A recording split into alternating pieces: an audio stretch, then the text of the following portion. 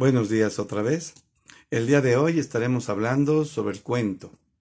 Como recordarán, en la materia de español en segundo de secundaria se ha estado trabajando las características del cuento con la intención de desarrollar las habilidades para realizar comentarios literarios. Como bien recuerdan, un comentario literario es la acción tal cual de compartir a otros lo que la obra literaria nos pareció.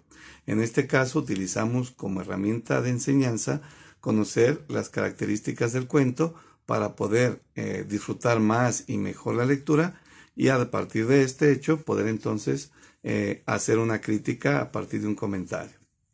Bueno, toca pues que definamos primero qué es el cuento. El cuento, como recordarán, es una narración breve, sencilla, con su grado de dificultad de escribir, pues, pero sencillo, es un texto sencillo, puede ser real o ficticio, que nos cuenta una historia con la intención principal de entretener. Veíamos también que dentro de la categoría de cuentos existen varios subgéneros. Ya le estaremos dedicando sus videos aparte, pero por lo pronto decir que vimos el subgénero de terror, sabemos algo del terror, algo del género de aventuras, hablamos de las sagas, hemos hablado de las sagas también, y claro está, de los cuentos infantiles. Este tipo de textos tienen una estructura muy sencilla, pero compleja. Tenemos que los cuentos tienen el desarrollo, que es la etapa donde el cuento empieza. El personaje vive su vida ordinaria, ocurre algo que lo mete en un conflicto y eso lo lleva a que se mueva, a que cambie su situación de vida, su situación, su realidad y empieza a aventurarse, que es lo que empezamos a ver en el cuento. Vive también la etapa del desarrollo. En el desarrollo vemos al personaje enfrentándose a los conflictos de haber tomado la decisión, de haber iniciado el viaje, de enfrentarse a las coyunturas de la vida cotidiana que le toca vivir en la situación en la que se encuentra, hasta que vive una situación muy fuerte que llamamos el clímax, que es cuando la historia llega a su auge mayor, cuando está el conflicto más fuerte. El personaje que tiene que tomar decisiones, hacer algunos cambios, optar y viene después el desenlace. Vemos cómo el personaje resuelve la situación y cómo esta resolución le trae cierta paz, cierta felicidad. Es cuando ya decimos y vivieron felices para siempre. Digamos que esos son los elementos del cuento, ¿sí? Estamos hablando de algunas de sus características. Veíamos también que los cuentos utilizan narradores. El narrador es el que nos cuenta la historia. Al menos identificamos a tres. Uno de estos es el narrador omnisciente. Como recordarán, el narrador omnisciente es una especie de Dios.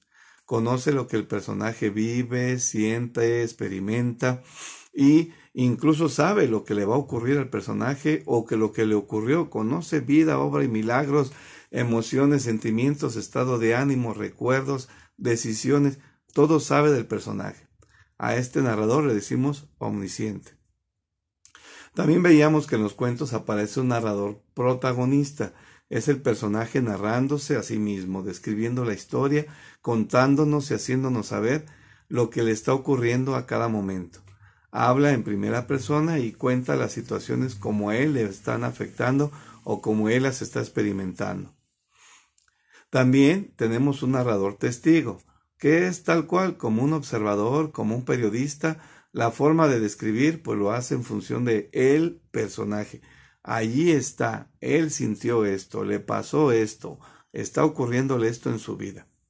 A este narrador pues le decimos testigo, porque nos cuenta lo que a él le tocó ver, lo que le tocó vivir y a partir de ahí nos va presentando la estructura del cuento.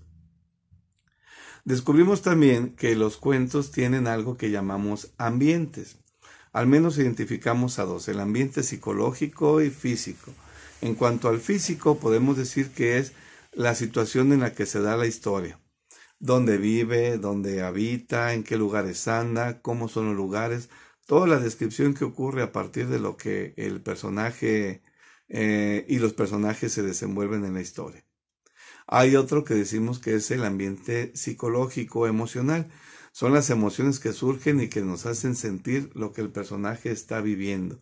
A veces se siente una especie de miedo, de un silencio inducido, de un terror inducido, de algo muy alegre. El lugar donde se da la historia nos genera paz. A eso le decimos un ambiente psicológico o emocional. Vemos también que los cuentos tienen otro tipo de ambientes, podemos decir el cultural, las situaciones que se viven, las costumbres, la religiosidad, las formas de vida, las costumbres, podríamos decir que es el ambiente cultural. Y bueno, también está el político, está el religioso, que tienen las características propias de las situaciones pues, políticas o religiosas que se viven en la estructura del cuento. También descubríamos que en el cuento se vive el tiempo en el que los personajes se desenvuelven en la historia. De repente pasan solo algunos días o unas horas en lo que se va dando la situación del cuento. A veces ocurren años, décadas, depende pues de cómo se va estructurando la historia. También tenemos un tiempo que tiene que ver más con la dinámica de lectura del texto, ¿sí? Cuánto tiempo nos lleva a leerlo, en qué situaciones nos enfrentamos al cuento. Estamos dejando sin querer de lado los personajes, ¿verdad? También veíamos que los cuentos tienen sus personajes protagonistas, que son aquellos a los que les ocurre o le ocurre las situaciones en la vida. Había una vez una, pues es el personaje principal, que tiene otros acompañantes, los personajes secundarios, que van ayudando a que el personaje se vaya desenvolviendo o vaya logrando, se vaya desenvolviendo la historia o vaya logrando los objetivos que se ha propuesto. También tenemos otros personajes que llamamos ambientales. Son los personajes que aparecen en algún momento y desaparecen. El mesero se acercó y les dejó las copas de vino, por decir algo. El pueblo se manifestó y todos salieron a las calles. Aparecen de manera ambiental, que es otra forma de decir también la dinámica de los personajes. También creo que nos hace falta hablar de la trama. Los cuentos tienen una trama. Son las situaciones, cómo se van presentando las situaciones en los cuentos. Aparece un personaje, aparece un segundo personaje que no sabíamos pero que tenían una relación desde antes, o ocurre que aparece otra situación que los confronta y genera una situación de enemistad, o que eran enemigos y se volvieron amigos ante un hecho o situación. A eso le vamos diciendo que es la trama, cómo los personajes se van desenvolviendo, se van desenvolviendo en la historia, hasta que, pues bueno, logran los objetivos que cada uno tenía, o, pues bueno, el cuento llega a su fin. Los cuentos, decíamos, tienen estructuras muy variadas. Hay cuentos muy breves, se cuentan en 30 segundos, y hay cuentos que se llevan 2, 3, 4, 9 hojas de leer, ¿sí? Es decir, pues, hay que ubicar el tipo de cuento. Y por último, y no por eso menos importante, el papel del autor. El autor del cuento tiene un origen, tiene una biografía, tiene una intencionalidad a la hora de escribir un cuento. La intención suele ser comentar una situación de injusticia, hablar de algún relato o alguna costumbre que se maneja en un pueblo determinado. Influye pues la mirada del autor del cuento, ya que él nos refleja pues a veces la forma de vida de su país, las costumbres que en él se mueven, las variantes lingüísticas que se usan en ese pueblo o en su pueblo en particular. De allí que es importante pues que reconozcamos la biografía del autor para entender más y mejor su obra y la intencionalidad con la cual nos transmite sus cuentos. Conocer toda esta gama de elementos o las características del cuento nos permiten que cuando nos enfrentemos a determinados textos podamos entender más y mejor la obra a la que estamos leyendo.